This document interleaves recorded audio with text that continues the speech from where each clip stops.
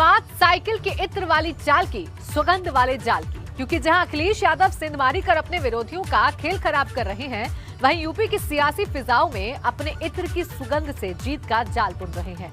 तो वहीं नोटबंदी को मुद्दा बनाकर भाजपा पर अपना खजांची दाव चल रहे हैं।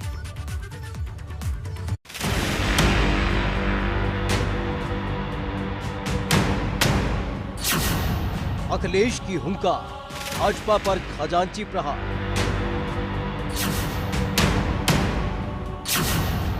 सपा ने लॉन्च किया इत्र, क्या 22 में आएगी जीत की सुगंध?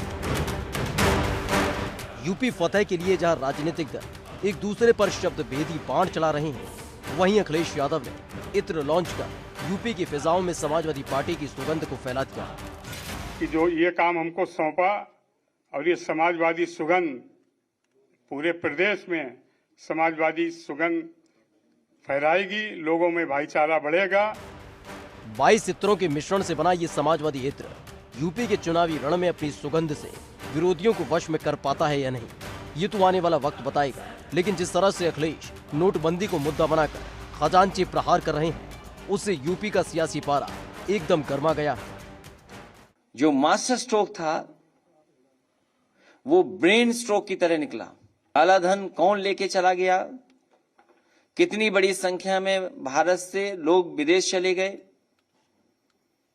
भ्रष्टाचार खत्म हो जाएगा।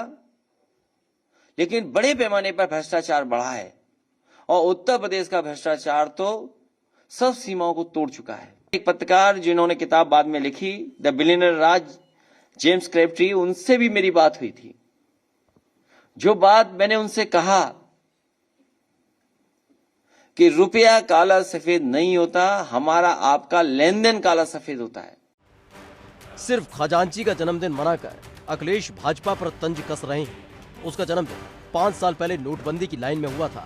अखिलेश हर साल खजांची का जन्मदिन मनाते हैं। पिछले महीने सपा के विजय रथ को खजांची ने हरी झंडी दिखाई थी।